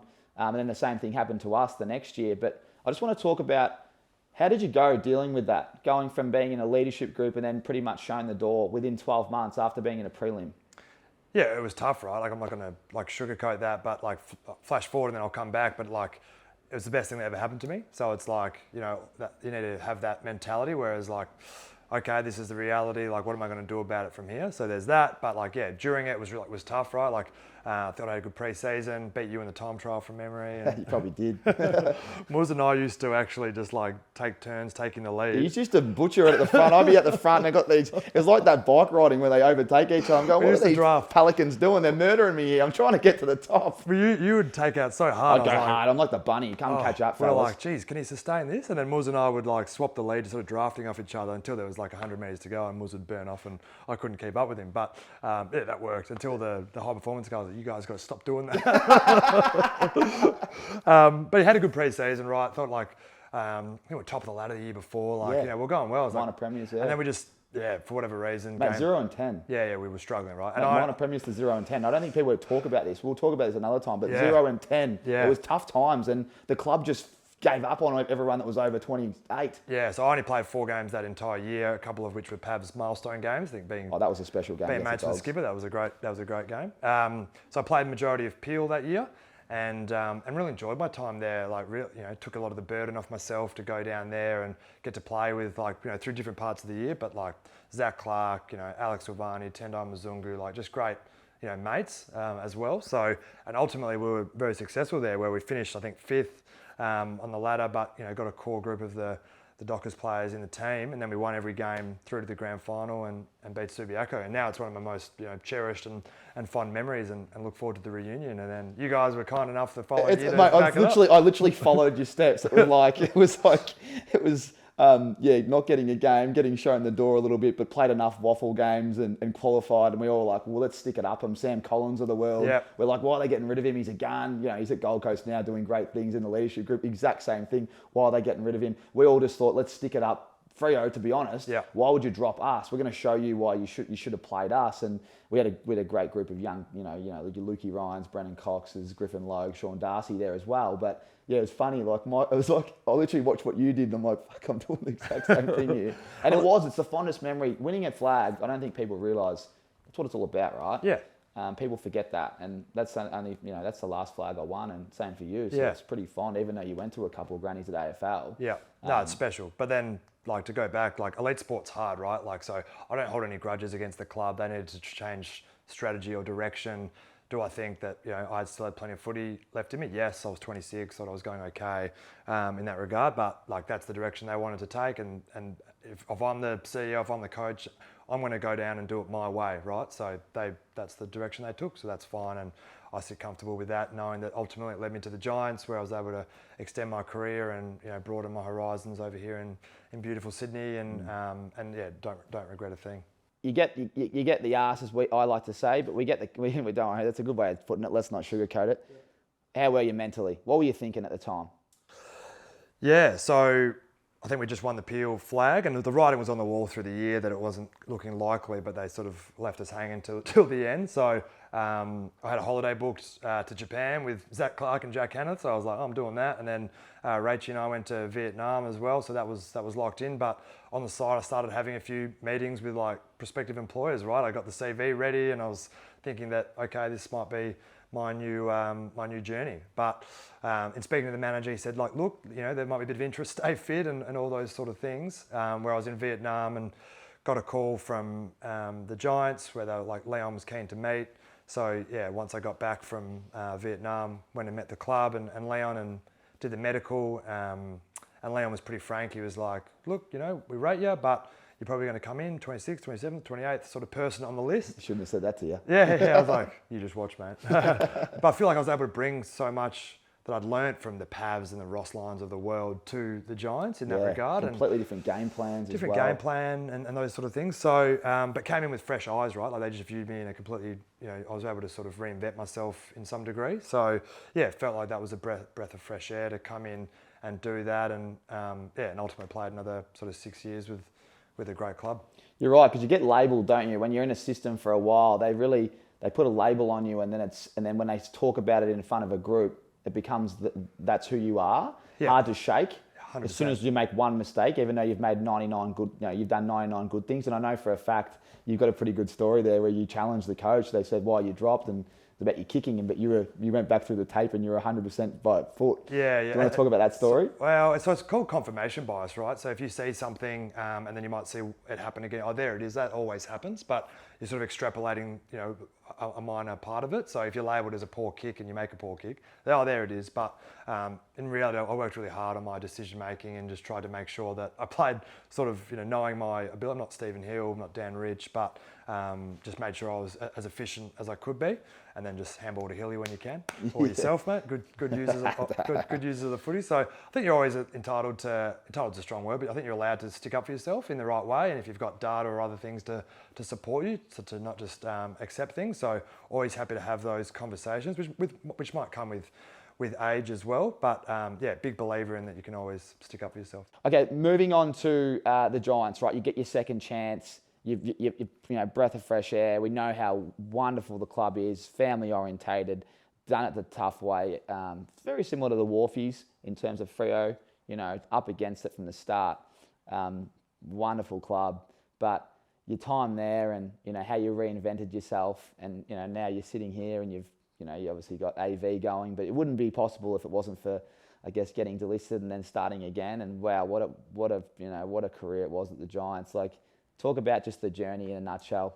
Yeah, just an awesome club and great people sort of in senior positions as well. So I got picked up from the airport by Dylan Addison, went out to dinner with Phil Davis, Adam Tomlinson, Matt Buntine, and all of a sudden you're in, right? And there was a very flat structure once again where everyone that's gone to Sydney to play for the Giants, almost everyone has come there to do that, as opposed to having their own sort of friendship group. So everyone immediately becomes each other's friends, each other's family, and so the bonds get really strong really quickly. And the boys trained hard, gee whiz, I was like, okay, we got to go here. It was quite a different sort of training style at the time.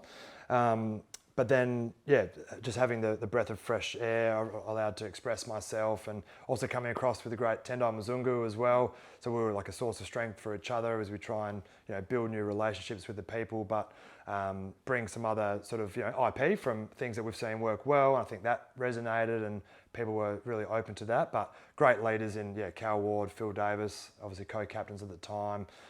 Dave Matthews and CEO. The club just tries to think differently on how they can build obviously a brand and a club in Western Sydney, which is it's hard, right? Is that regard, because it's a new territory for sport, and they're doing a great job based off the trajectory of numbers. But just great people, in terms of helping me get settled, and Rach get settled in Sydney, and now lifelong friends where Rach is thick as thieves with the Ruby Wards and Emma Keefe's of the world, and it's just great to see that we'll have friends now probably around the nation as a result. Yeah, it's awesome. It's amazing how it's worked out. When you come to the Giants, though, I know what you're like. Did you sit down with yourself and go, right, I've got nothing to lose right now. I'm going to go to this club and do exactly this? Yeah, it was. I think having been delisted, I viewed my second chance a little bit differently. I used to sort of put a lot of pressure on myself and sort of burden myself with that. I think my habits were always good, because people often say what did you change when you went to the Giants? I was like, nothing. Except for the belief part. I probably had more belief in myself, and I thought let's just go and let's just give it everything. But in terms of how I prepared and did everything there, that was all the same. So sometimes you can prepare the right way. It's just about opportunity. So when you get that opportunity, then you got to execute. But when things aren't going your way, and you touched on Alex Silvani earlier, he was able to go to Carlton and play a real meaningful role and have some enormous games, which we always knew was capable. So sometimes it's just about the opportunity piece. So I thought I'd just come in and try and, first year was sort of head down, bum up, and just sort of prove myself out a little bit. And then second year probably started to ramp up some of the leadership stuff, and was voted into the leadership group, which was a great experience as well. A lot of confidence from that, obviously. A lot of confidence from that, and working the boys with the boys. Are backing me in. Okay, let's go. They're loving what I'm doing. I'll do more of it. Correct. Spot on. So that was the little result along the way that keeps you going. So, but yeah, just felt like I was given every opportunity. Used to speak to Leon weekly, where I'm at, what do you want to see from me in that regard. It's predominantly that high half forward role. And then as it evolved, I said to Lenny Hayes one day, there's been a bit of tagging going on in the AFL. And he said, hey, if you want anyone to tag, I'm your man, I'm a relentless operator. Relentless to task. Relentless to task. So I was given the opportunity to do that. And the confidence, and Lenny, what a man. He's a great guy, Lenny. And I love my time with him. He was Yeah. he was actually so much different as what I thought. I thought he'd be really intense. He's actually really softly spoken. Super calm. Calmed me down. He was so, methodical. He was great, wasn't he? Yeah, super And you've calm. clearly given him the confidence. When you go to a coach, I'd imagine he's going, all right, well, we'll chuck him in. Yeah, so I was given the opportunity to tag Stephen Cornelio in a trial game, and I like to think... I know, I've heard you say, it was even. You probably smoked him. And when Cogs is a star, so you did your job. You can ask him. But no, we had like a super player, right? So I think that gave them, okay, this can be done. And so I was given opportunities at AFL level and just tried to, execute on that, and obviously still try and get involved in the game, which you have to do, which I was, I like to think I was able to do, but it allowed the Stephen Cornelios, Josh Kellys to get off the chain a fair bit more, and they were able to dominate. So I really enjoyed that role. Like, I was sort of the villain. I know you did. I know. I just want to, because I'm not that we're running out of time, but we kind of are. But I want to get right into this tagging thing. Your mindset. I remember talking to you, and you just be like, "I'm going to break him." Let's get into it. Like, don't be shy from what you'd be like. Yeah, you knew you could break them. You had to, right? You knew you could outlast them. You knew you could be more physical. You knew you could move them off the ball, and you knew it'd be tough. But you were always like, "I'm not going to break. He is." That's literally your mindset, wasn't it? Yeah, it's funny. I actually have the same conversation with my baby Harrison now. I'm like, "You can't break me, mate. You may as well go to sleep." Keep crying, son, because I ain't letting you down. So I think with it, if you like match me up against any of the players that I played on, they smash me in every sort of attribute, right? Like speed, strength, like skill, like all these sort of things. So it's like, how can I match it or beat these people? And it's like, firstly, my team. So like they need to be on the same page and help me out where they can. And that was definitely embedded and got plenty of help from Shane Mumford and the midfielders as mentioned. But so it's like, okay, well, I'm going to have to do more research than them. So with Lenny, would go through games and do my DD equivalent of looking at their modus operandi and how they'd go about things at stoppage structure around the ground, and you'd look for patterns. And then I go, okay, how can I combat that? So we'd do that. I knew I had to be like baseline, pretty fit, pretty strong in sort of all areas, depending who you're playing against, where you go from playing on a beast like Paddy Cripps, Nat Fife, to someone who's a lighter weight in Lachie Neale in terms of like weight, but absolute star. So in that week, I'd try and lose like 2 kilos if I could, and just trying to match that as best I could. But then the mentality of like going into games where like, this is the downside. If I don't do my job, they could pull my pants down and win the game like really quickly. So, okay, flip that. Let's be more aspirational. It's like, we're in here. I used to think about like, they're trapped in here with me rather than I'm in there with them. They're trapped in this cage with me. And like, the longer the better for me, and I'll break them. I used to say to Lenny, I was like, they start with lots of energy, and if they get a few, like, don't panic, because I'll break them over like a period of time. And like, just to try and give him confidence, because you don't want to go away. Well, this, let's half time.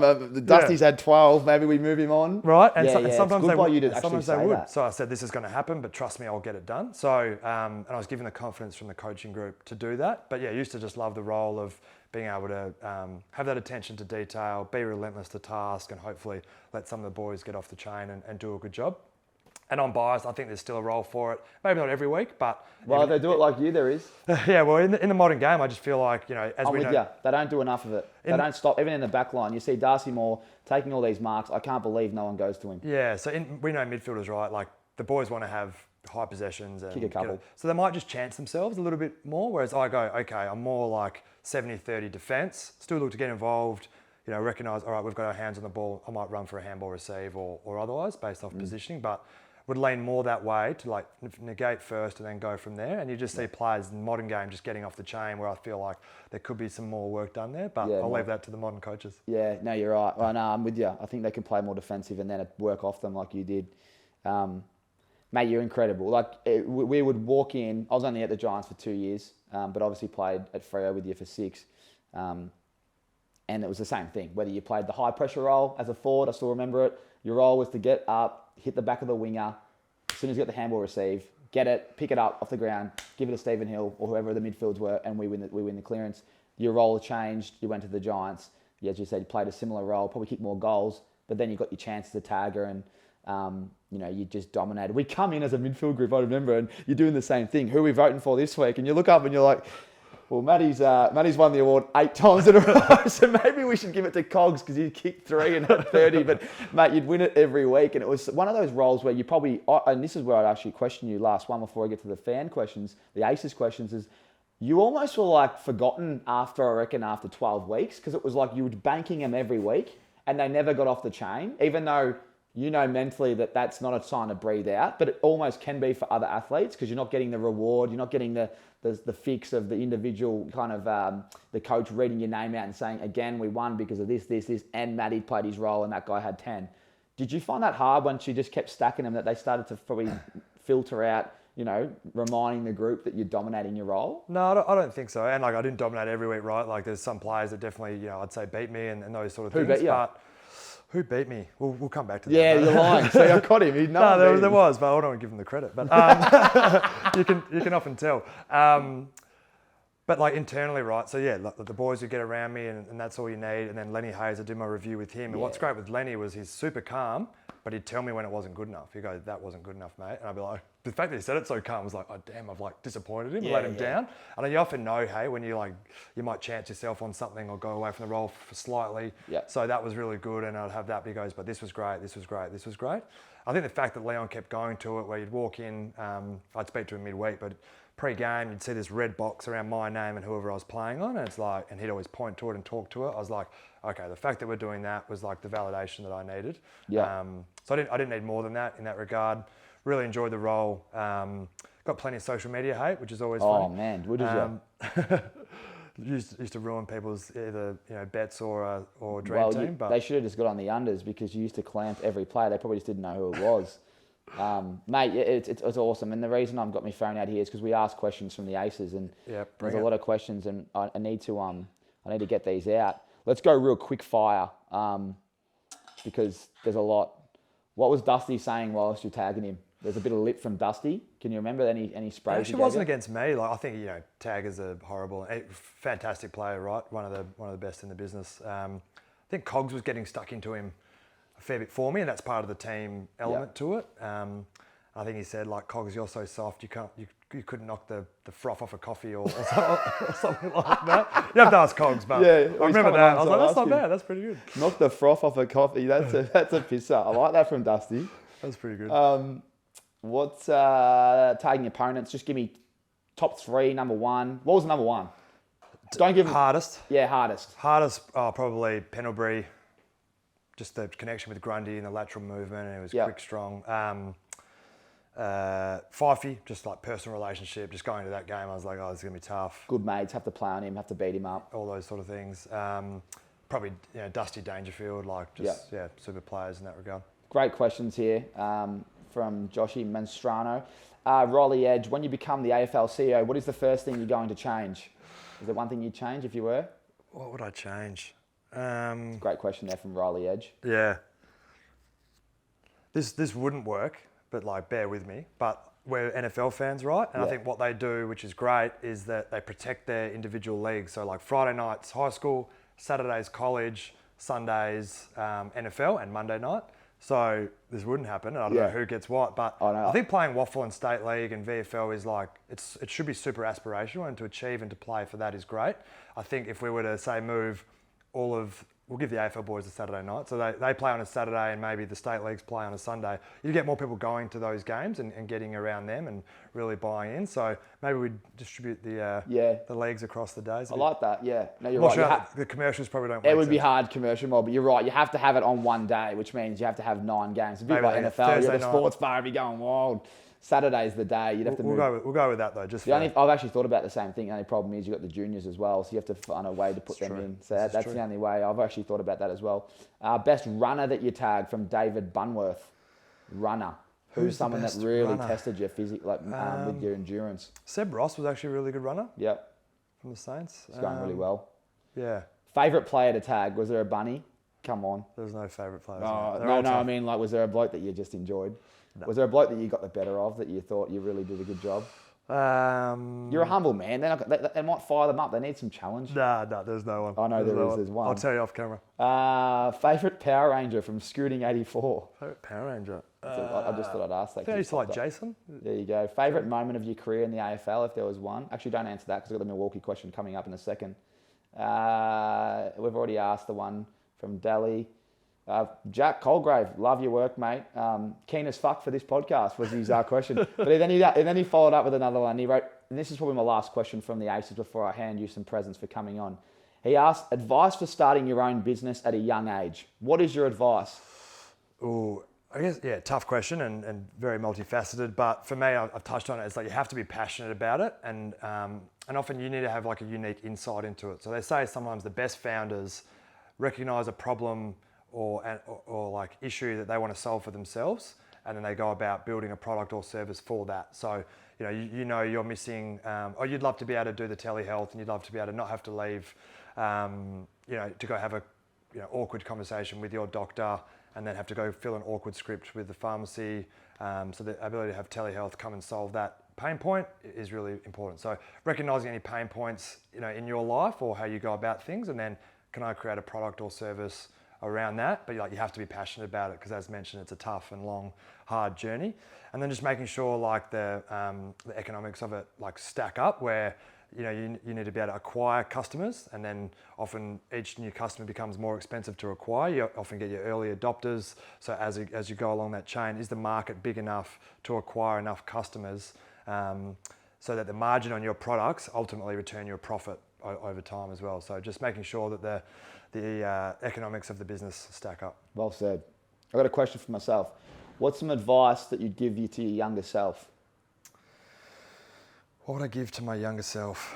Probably invest more and more often in that regard. Like you often hear about it, but by able to sort of have that balanced portfolio approach, I think is really important. So you have that diversified share portfolio in the public markets, like ETFs or otherwise, that just sort of compound away, and you just sort of contribute to that monthly, I think is really important. And then having that bucket, as we're working on now, for that high risk, high return opportunities in the private space. But I think being more systematic about that, if I'd started that earlier, be in a better spot. But I think I like to think I sort of did it, but just getting mentors in areas that you want to get better. So identifying those areas that you're incompetent in, and then like getting a mentor that might be able to help you in that area to sort of fast track through feedback along that journey. So recognizing other areas that I'm weaker in, getting a mentor in that, and to help me sort of get through that chasm. Love it, man. It's great advice. Mate, that's all I've got for now. We'll be doing this again.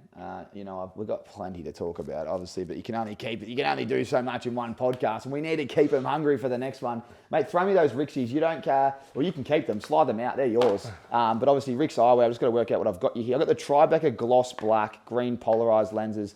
They are yours, my friend. Thank you for coming on. Mate. Appreciate it. Whack them on. I ask you a quick question. RIXX and retirement's the question.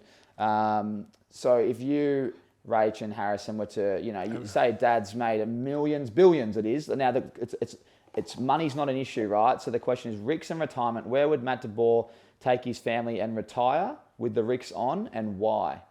One location. You're a well-travelled man. It's a great question. Tommy, for me, it's the people, not the place. So it's a bit of a cop-out, but love Sydney as well as Perth. But yeah, it'd probably be Perth. I'd be down at City Beach or Swanbourne or over to Rottnest Island, rocking the RIXXs. But we'd go travelling around Italy and those sort of areas. So you wouldn't settle in one spot? Probably have a house in Sydney, house in Perth, maybe a house in Italy, and we'd just bounce between the two. So three. I haven't answered your question, have I? But well, you haven't. I need to show RIXXs around the world, mate. They need to go global. Hey, everyone can answer it differently. I love it. I love it. Oh, well, that's fantastic. There you go, Italy. And you can take them off now, because my last question, this is quite funny, but I had Milwaukee Tools. They're one of our major sponsors here, and you come on here and you receive a present from myself, and I always gift it to you on set, and normally you get a heated jacket. But unfortunately, I've left it in my car in Melbourne, and I've shipped it up here. And the postie, he's left it at the door last night, but obviously it was after hours, so I've got to go pick it up today. So I don't have it on me, all right? It's going to come clean. I'm a man of integrity, you know that. So our friends at Milwaukee Tools, they are amazing. We've got these heated jackets. They've got batteries. You chuck them on when it's cold. You probably don't need it that much up here, but in Melbourne, they're going off. So I'll get that to you, and you can send me a photo when you get it. But our question here from our friends at Milwaukee Tools is, what is the handiest moment? What is your Milwaukee Tools handiest moment on the footy field and off the field, but preferably on the field, because we can marry it up with some footage? Is there a little highlight reel? Give yourself a little plug here. Don't be shy. Oh, I thought you were going to ask me who's the biggest tool. I can ask you that. Well, who is the biggest tool? Well, I'm looking at him. That's why I didn't definitely ask. yourself, but handiest moment. I've actually kicked a few goals on my left foot, so I think I kicked a pretty handy one against Brisbane off the half forward line. I think Lockie Whitfield ran up to me and goes, "Gee, I didn't know you had that, mate." There you go. So maybe that. What year is that one? That was 2021. Beautiful. Left foot, Brizzy. Talk me through it, just a quick play. Yeah, so I think the ball was bubbling out from the centre circle. I'd sort of come up in the pressure roll probably, and then thought, oh, might be a chance here. So I sort of spun out to my left, got the hands over. It's probably, I think it was against the wind too, probably, mate. Yeah, it was against the breeze. Yeah. And it was sort of tied up against the boundary and jailed it on my left, and then the boys got around me. So send that one to whoever told you can't kick. There you go on the left.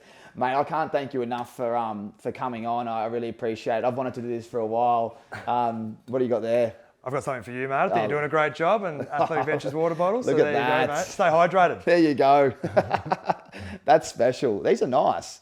What do I get in there? 1.5 litres? Yeah, they're a good size, mate. I know you work hard and there's plenty of sweat, so you got to. Yeah, well, I got to stop. Hydration's the key. Thank you, mate. I really do appreciate that, and I really appreciate you coming on the potty, talking about your transition, talking a little bit about footy, and giving some great advice to the listeners. Is there anything else you want to challenge the listeners with anything, or are we going to round it out? Because I know you always you always give people these random challenges, and that's what I used to love about you. You used to think differently. Yeah, well, I mean, I've sort of talking about it before, but I think like identity is crucial.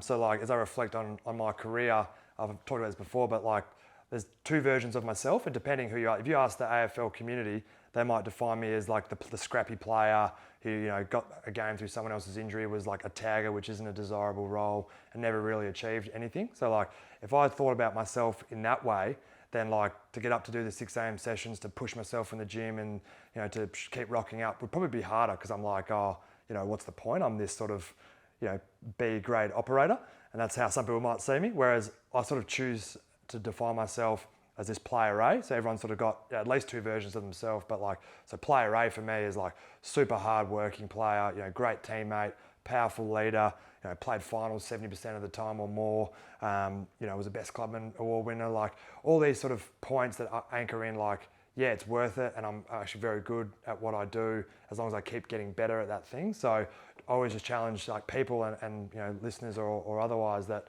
are you your player A or are you your player B? And you might at times go in between the both based off some setbacks or some feedback, but if you can recognise this one and then choose to be your player A, that'll help you take your next step towards high performance or achieving your goals or your purposes. So choose player A. There you go. Choose player A, mate. Well said. Thank you, everyone that's tuning into the podcast. Can't thank you enough. Make sure you subscribe. Send this one across. This is a bit different, a little bit more business. Matty's a very interesting character, and someone that you won't know that well, but you will after this one. But can't thank you enough for all your support. Matty, can't thank you enough. All the best with AV. Looking forward to some more updates down the line. And if you're thinking about having a meal and you want to be healthy, you're probably going to GYG. So get down there, get a bowl, get some tacos, and then feed the Athletic Ventures boys some cash on the side. Thanks for coming on, brother. Appreciate it. Appreciate it, mate.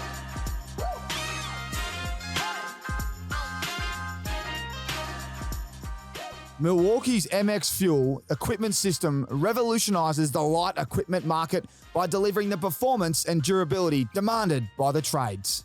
From the MX Fuel cut-off saw and MX Fuel sower machine to the MX Fuel power supply and the MX Fuel tower light, MX Fuel has you covered without the hazards associated with emissions, noise, vibration, and the frustrations of petrol maintenance.